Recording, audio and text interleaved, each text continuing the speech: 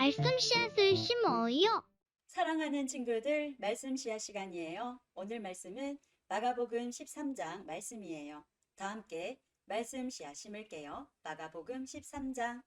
예수님께서 성전을 떠나실 때 한 제자가 예수님께 말했습니다. 선생님, 보십시오. 정말 아름다운 돌이지요. 정말 아름다운 건물이지요. 예수님께서 이 큰 건물을 보느냐? 돌 위에 돌 하나도 남지 않고 완전히 무너질 것이다 라고 말씀하셨습니다. 예수님께서 성전 맞은편 올리브산에서 앉아 계실 때 베드로, 야고보, 요한과 안드레가 예수님께 조용히 물었습니다. 우리들에게 말씀해 주십시오. 언제 이런 일들이 일어나고 이런 일들이 이루어질 때에 무슨 징조가 있겠습니까? 예수님께서 그들에게 말씀하기 시작하셨습니다. 아무도 너희를 속이지 못하게 조심하여라. 많은 사람들이 내 이름으로 와서 내가 바로 그리스도라 라고 말할 것이다. 그리고 많은 사람들을 속일 것이다. 너희는 전쟁에 대한 소식과 소문을 들을 것이다. 그러나 두려워하지 마라. 이런 일들은 반드시 일어나야 한다. 그러나 끝은 아직 아니다. 민족이 다른 민족과 싸우려고 일어나고 나라가 나라와 싸우려고 일어날 것이다. 여러 곳에서 지진이 일어나고 기근도 있을 것이다. 이런 것들은 출산하는 진통의 시작에 불과하다. 너희는 주의하여라. 사람들이 너희를 법정에 넘길 것이고 너희는 회당에서 매를 맞을 것이다. 너희가 나 때문에 총독들과 임금 앞에 서게 되어 그들에게 증언할 것이다. 그러나 먼저 복음이 모든 민족에게 전해질 것이다. 사람들이 너희를 체포하여 재판에 넘길 때 무엇을 말할까 하고 걱정하지 마라. 그때에 하나님께서 너희에게 주시는 것들을 말하여라. 말하는 것은 너희가 아니고 성령님이시다.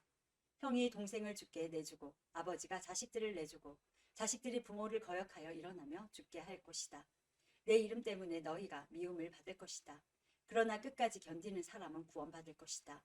멸망케 하는 혐오할 만한 것이 서 있지 않아야 할 곳에 서 있는 것을 보거든 읽는 사람은 깨달아라.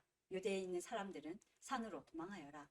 지붕 위에 있는 사람은 집에 있는 것을 가지고 나오려고 내려와 들어가지 마라.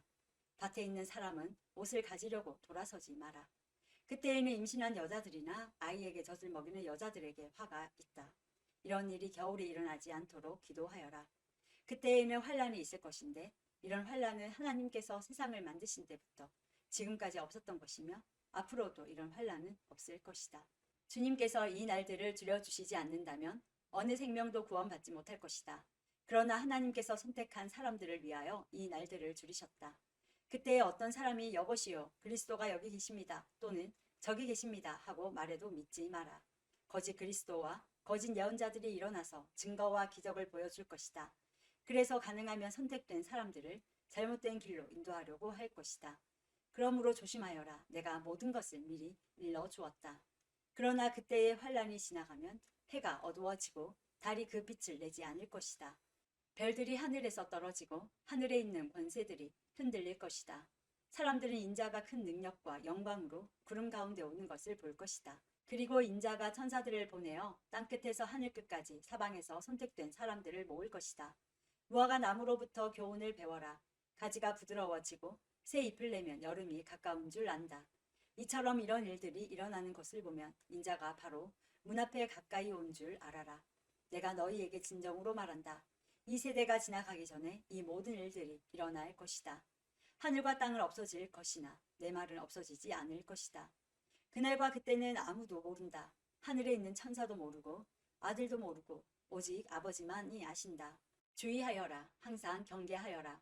그것은 그때가 언제인지 알지 못하기 때문이다. 마치 여행을 떠나는 어떤 사람과 같다. 그는 집을 떠나면서 자기 종들에게 집을 돌보라고 맡겼다. 각각 임무를 주었는데 문지기에게는 집을 잘 지키라고 명령했다. 그러므로 깨어 있어라.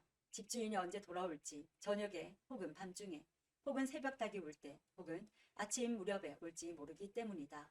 그가 갑자기 돌아와서 너희가 자고 있는 것을 보지 않게 하라. 내가 너희에게 말하는 것은 모두에게 하는 말이다. 항상 깨어 있어라. 오늘도 말씀 씨앗 모두 잘 심었어요. 우리 내일 또 만나요.